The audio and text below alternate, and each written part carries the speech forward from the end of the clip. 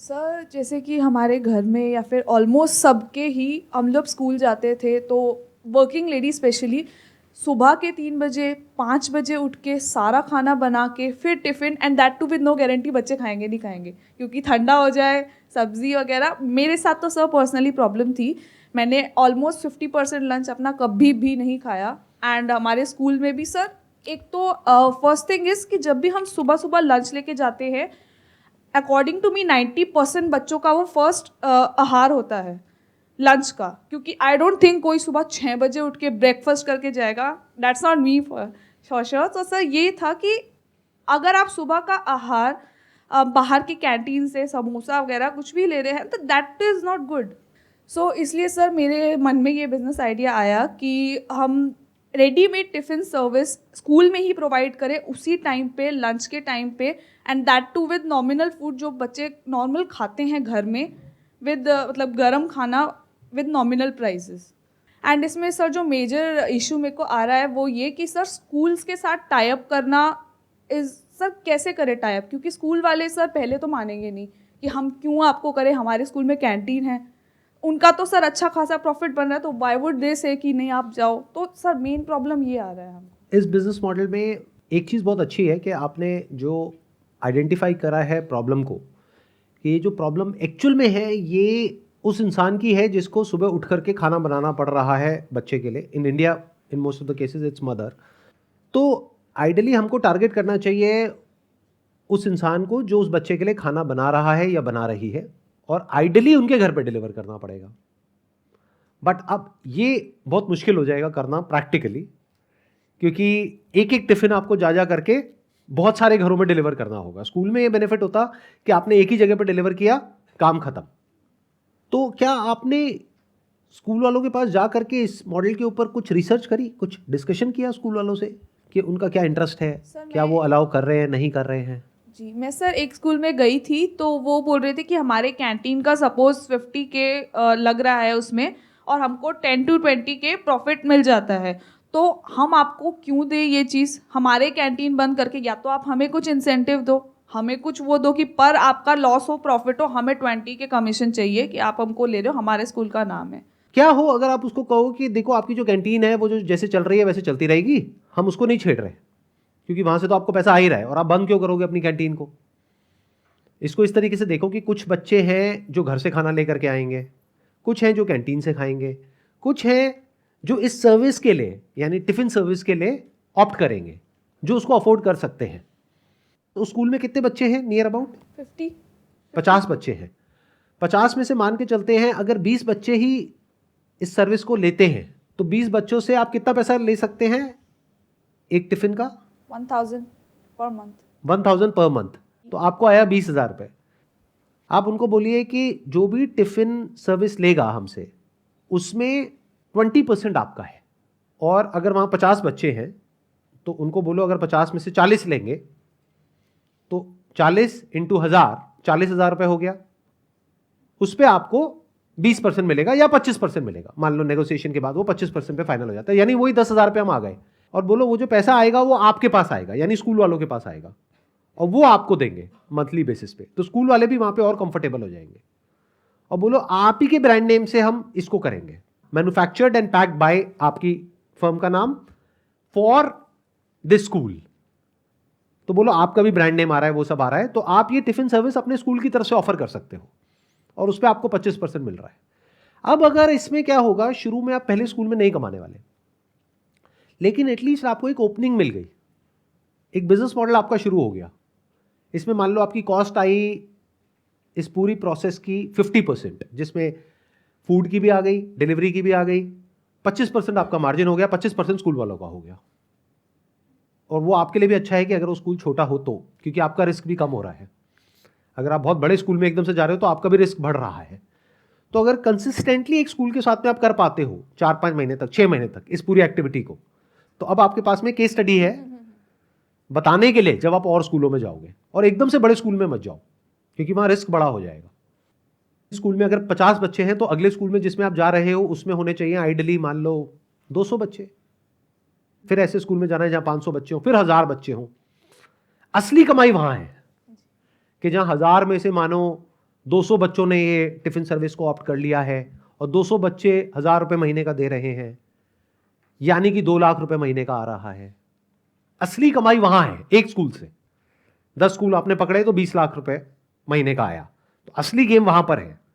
But वहां तक पहुंचने के लिए पहले शुरुआत में आप इनिशियली छोटे स्कूल को पकड़ो, वहां पे आपका रिस्क भी लिमिटेड है, वहां से आप शुरू करोगे, फिर धीरे धीरे इसको बड़ा करते चले जाओगे। सर एक चीज़ और कि हम मदर्स को, पेरेंट्स को कैसे कन्विंस करें? अब वो बोलते हैं ये तो हमारा प्यार है जो हम डब्बे में डाल के देते हैं, अब वो बच्चा ना खाए, वो कभी कभी होता है, हर बार तो खाता है, तो इस तरह से पेरेंट्स को हम कैसे कन्विंस करें कि yes this is right? Parents को आपको कन्विंस करने की जरूरत नहीं है। इसमें क्या होगा, आपको पहले से ही सोच करके चलना है कि हर कोई इस सर्विस को ऑप्ट नहीं करेगा। The ratio would be around 50% अगर आपका प्राइस रीजनेबल है उस एरिया के हिसाब से, तो यानी वो लोग हिसाब लगाएंगे अगर प्राइस सेंसिटिव मार्केट है तो, कि अगर हम खुद घर में बनाएंगे तो हमारा कितना खर्चा होता है, आप कितने पैसे ले रहे हो, अच्छा आप 1000 रुपये ले रहे हो, हमारा तो अगर हम खुद घर में बनाते हैं तो हमारा 600 रुपये आ रहा है, हम 400 रुपये आपको क्यों दे, हम खुद उठ करके बना लेंगे। और मान लो वो जो लेडी है वो वर्किंग नहीं है, हाउसवाइफ है, तो वो कहेगी 400 रुपये मेरे को महीने का बच रहा है तो मैं तो बचा लूँगी। तो बिकॉज ऑफ मल्टीपल फैक्टर्स हर कोई नहीं आएगा, और ये हमको पहले से समझना होता है।